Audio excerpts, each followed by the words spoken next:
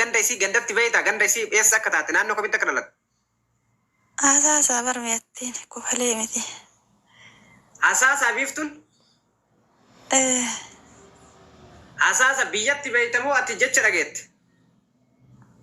Asaasaa meettiin qabatamaan Naasiriin ol beekte. Naasir Aanoleetiin warra tokko jecha meette. Inni nuun beeku. Naasir Aanoleetiin wal beeyti miti. Beeytaa ati Naasir Aanoleetiin ganda takka waliin jedhii wal jala yaa'uu danda'aneeti yoo hojii waa shakkalatan. Ganda kallattiin Naasiriin beekaa jettii ganda kiyyaati jedhe moo zarii Naasiri? Laalaa hin beeka qabatamaan beeka malee zarii bichaa osoo hin taane. Naasir Aanoleetiin waa'ee Naasir dhiisi ati beeyta. Dhiisi waan namatti ajjeeru ofiin ati beeyta. Eeyyuu asaasaa. Okay, asaasa keessa ganda kami? Ganda. Anin beekaa garuu asirra maqaa dhahuun barbaanne akkana sababatanii ajantaan godhan. Noon sodaatin ati dhageeffadhu Usme Follow Davis. Amma keessan bilbili Facebookinaa TikTokinaa hinaan jedhe kottu bilbili keessa rakkoon qabu. Asirrattu yoo himte sodaa maalii qabdaati bakka namni kun hattuudha akka marattuu kun barbaadamaa jira bara mallaqa namaa hatte bara si galee. No information irraa fudhannaa akkasi keessaan dhiisi. Okay, nama sirritti beeku yoo taate information isii sirritti beeyta maatii isii akka maatii isiititti maqaa isii ka dhugaa maatii isii ka biyyaa eenyu obbaan haate akka taate. Dintamoo maa himtee jirta maa sodaatare himtee jirta. Hin beeke. Himtee dhageeffadhu waa tokkon sii maayilu erga mucattiin tura asirratti dubbattee hin beeka kana jette akka marattuuyyuu isiin yoo keessallee marrajaa kana akka kennu taate akka marattuu akka isiin himte hundiin beekama miidiyaa irratti haasoyte asittis haasoyte ragaa qabatamaa wajjin naannoo isii maqaa abbaa isii hunda akka nu dhoytu barbaada. Follow Davis.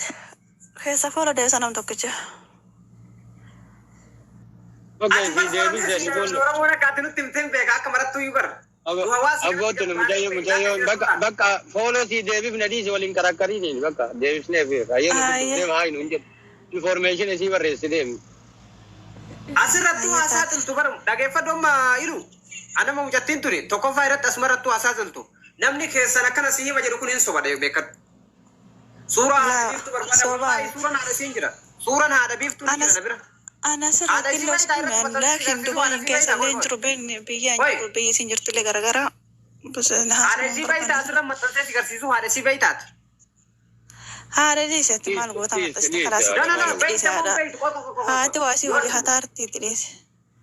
Dhiisaadha maal goona. Akkaawuntii haadha irratti mallaqa gala jira haati isii maqaan inni jedhamta yaadama isii maqaan udhayi. Haadha itti dhiiseen sira gabboo kalaas keessaa sitti maali.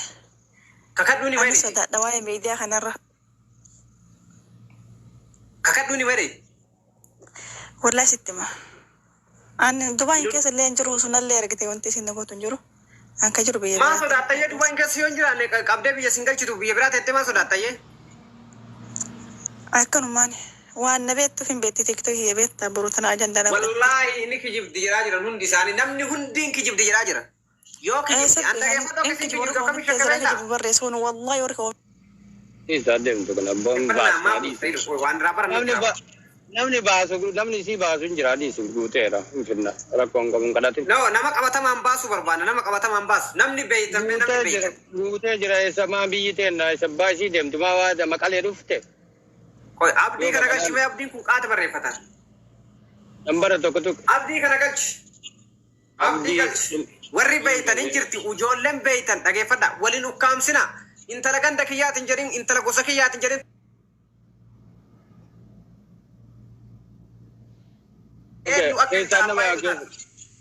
Abdi. Assalamu alaikum. Waalaikum salam warahmatullah. Akkam nagaa? Nagaa alhamdulillah. Ati mallaqa nyaatamtee dhuftee moo mucattii kana beeyta? Maal nyaatamanii nyaadha malee na nyaatti miti. Abbo mucayyoon ammaa okkos kijibaa jirti bare gabama mucayyoo beekumsaa itti osoo hin deemne dura tankaraatataa jirti tokko lammaffaa ammoo himtee yoo ta'e. Himtee jirti akkana jiraa bar iluun bilaa shagattar bee bar himtee bar ilu. Deebisee kunoo. Dhageeffadhu taa'anii gola hundi keessan. Asaasaa jettee jirti. Sagaleen isii kun waraabamee jira dhageeffadhu. Ati akka marattuuyyuu Himtee jirta asumarratti waa hunda geessi. Asasa eega ta'uu himte maaltu hafe gosa isii kana waqeenxaratti ijoobamu. Wallahi ijoollee waqeenxaraa burqetu waqeenxaraa iddoo sun tan waqeenxaraa tolii lama jira hasaasa keessa. Waqeenxaraa burqetu isiin. Waqeenxaraa burqitu waqeenxaraa burqetu waqeenxaraa saffii. Inni bakka wanni dhufu hin jiru warra yennoo hinnuti. Abdi atasaasamiyyatti. Osuma namni kun gara mi'eessa ba'een beeki hor koominti hummee cadhisaamee qo'ata kaa. Hori koominti duwwaa jala deemtanii hinki jibdi. Waa'ee komintii diisaa Abdi obsi. Abdi atasaasami nama hasaasaa barbaanna akka bakka hasaasa lenu yoo inni gongorre. Ana saasaati mee callisi mucayyoo amma hin beeka jettoota na waqeenxaraa ganda kami warra eenyuti himi. Ekke itti kufeeti. Hasaasa jettu. Xiijoodha. Waqeenxaraa keessaa gosti xiijoodha. Gosti xiijoodha. Naannoo kun dalattee intara keessaa maatii eenyuti abbaan isii eenyu jedhama. Gosa isinitti mee ganda isinitti mee balbala isin himee kana olme maal soxxan.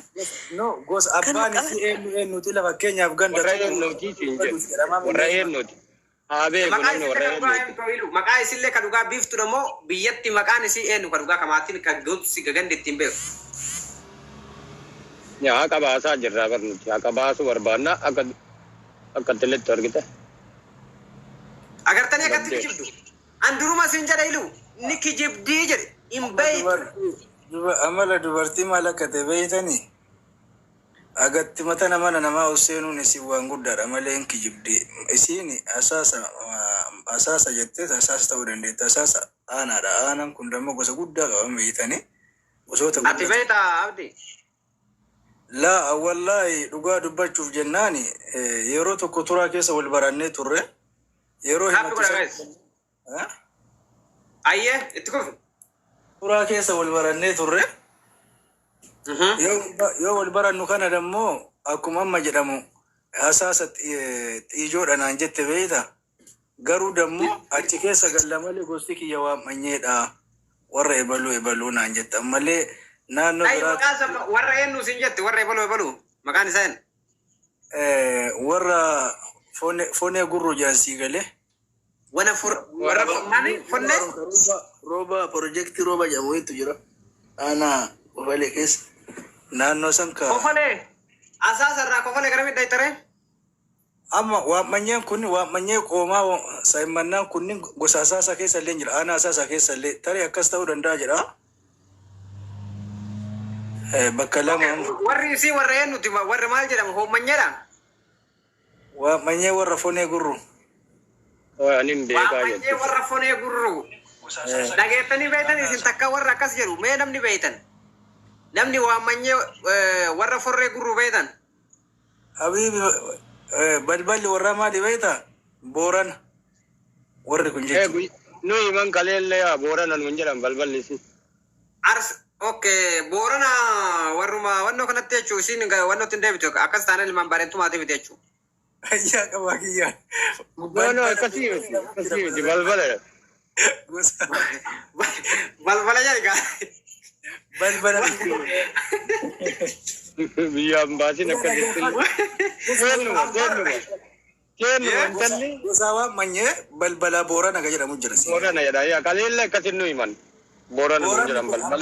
Manyeen kun bakka. Wallahi ani ni beekan. Nama ganda isiitu jira. Nama ganda isii kafee jira. Ani ita jettu ulgalchiilu. Wallahi jettee kakatte. Ani nambara tokko tokko. Nama biyya biiftuutii fi maqaa haadha fi maqaa abbaa isii beeku qofa barbaadan. Maaliif akkana gaafanna beeytanii jiran? Amma naannoo Arsii Nageellee fi miliyoona 2.5 kan nyaate gosti.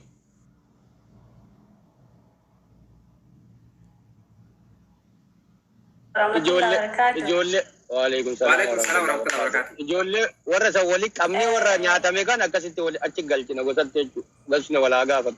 Elu usme waamanyeni gosa jedha wanti wadhosaniif hin jiru hattuu irra wanti dhaabannuuf hin jiru amma qaasiin beeku waamanyeni gosa balbalti boorana hin beeka ani dura akkasiin beeka jechuudha baasii okay tokko mana warraa beeka wallahi jedha ooy ol argina mana warraa waamanyeni ati mana beektaate ati nama mana isii beeku waan ta'e warra gosa isii nutti himuu miti gosa isii miidiyaa irratti illee namni hunduu himaa jira kaleessa illee irrallee nama ganda mana isii beeku balbala isii maatiif abbaa fi haadha isii beeku sangalchate jiru nama abbaa fi haadha mucattii tanaa beeku jechuun biiftuu doktor biiftuu ta'uuf hin jettee irra deemtu maqaan isillee doktor biiftuu miti jedha. Karaa isinii waan beekurra karaa isinii qajeelchuuf carraa tokko naa keessi bira bu'aa.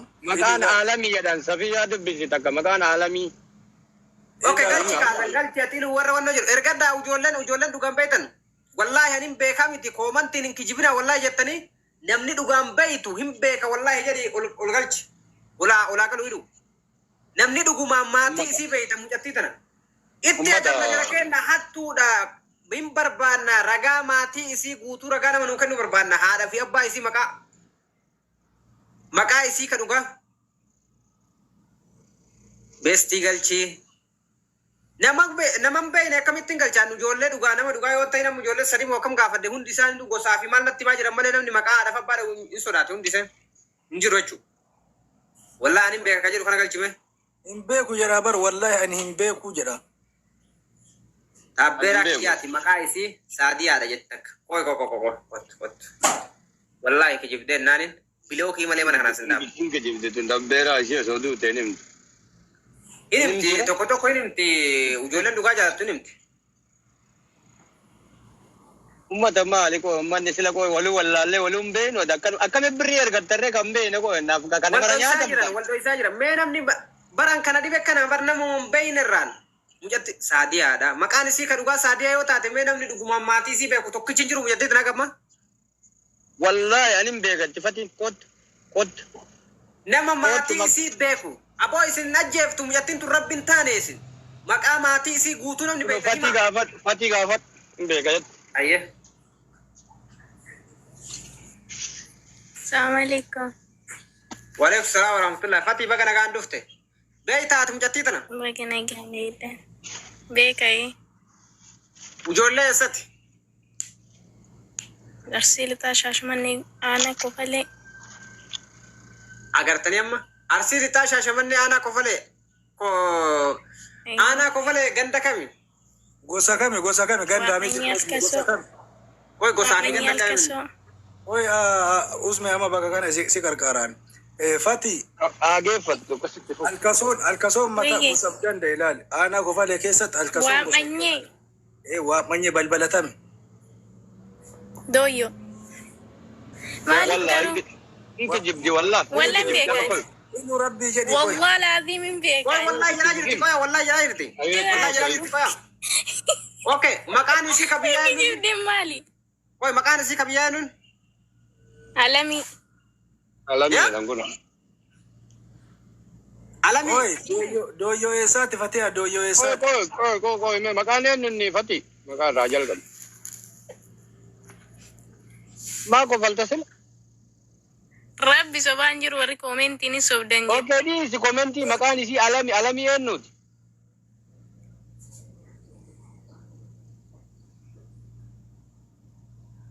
Fati sobini ati dhugaa dubbadhu yoo kijiba taate asirraa bilookii malee gadi hin buusin iluu nama kijibe. Wallaahi mana Maaltu badeeti garuu? Biloo. Maan dubbanne waan si gaafannu deebisi alamii eenyuti siin jennu. Doyoon eessa jira ka gadabiiti moo ka baddaati? Abbaa maal gochuu himere? Rabbiin beekan wallahi hin beekan. Aboo ganda kiyyaa nagalchi koy tokkollee koy ganda kiyyaa nagalchi ka jedhu tokko galcha koy. Kuni himuun barbaadu hin beeka jedhe yoo hin maal nu godhare. No nagalchi jedhe kaa maaliif himuun barbaadne re? Kuni jedhata asirra teettu ayya galcheedhiin galchi kaa. Ilamatu wallahi jetti garuu waa. Inni kijibdi yoo zakootu ka kijibii. Bilooki taayira teettu taati yoo no. Waamanyee doyoo jettu waamanyeen doyoo eessa jira maafi. Ay keessa teessee nama gaarrabsi. Waamanyeen bakka meeqa jira jimee. Nama gaarrabsaa kun asirra taa'ee nama ol galchine waan gaafannu dhiisa. Waamanyeen doyoo eessa jira waamanyeen doyoo waamanyeen mees galcha bakka nama waamanyee jedhamu jettintu waamanyee Booranaa jettirti si galee gosa waamanyee balbala Booran. Okay, Amiri. Namoota gurguddaa gandaan beekna warra ebaluu haa jedhani si galee. Waa tokko dhufee kana gaafadha. Muyitti irraa bari qaama dhufte kun. Koomantii cufaa. Habibi dhaggeeffatu qoosa miti wallahi biloogii malee gadi hin daabina mana kana nagartu jaan. Dabarseera. Mi'uut godhe dabarseera. Kaammaa kana kaamma irra taa'u kana koomantii maaliif cufnaa mi dubbaddooti bu'iitti irraa bane wala. Wattu wayi kunin kijibaadis kunin laqa keessa koomantii cufaadha kun. Bilook kan. Bilook iluu tokko. Imbilook wallahi imbilook warabbal kaaba bilookeera kun bilook. Bilookii qofaan dabarse. Nama kijibu bilookii qofaan malee nama tokkoon keessummeessin. Dabarseera bilookis hin haqeera. Amma dhaggeeffata jira. Ammallee dhufi kijibin argita yoo bilookis hin dabarsin. Tokkoffaa irra dhaggeeffata. Mucattiin tuni qoradhaati ganda isii wajjin marraja maatii isii wajjin nuu kennaa jedhame qoradhaa jedhaniitiin isin gaafachaa jirra.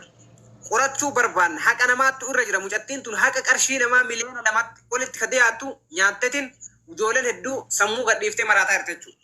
Kanaafuu ilu abdii soddomaa ka jedhu kana galchime abdii dhibba tokko. Maa sonaa hin beeytaati sitti maka jettu. Abdii soddoma kami? Hundi isaanii kijibaa bara. Hundi isaanii wallahi jira warra ol galchine kun guutuun tokkichi dhugaa himaan jiru. Usme waliin hin cinqamin nuti hin arganna rakkoon qabu kana keessaan arganna. Waan biraa osoo hin taane warri birrii nyaatte gara gosaatti akkasitti gaafachuu malee rakkoon qabu. Saniif gaafatamaa arti jechuudha. Kanarraa nammoo kisin itti banama waan nyaatte uummata nyaatte kana guutuu itti banamaa jechuudha. Yoo rabinne itti banna biyyatti. Sona.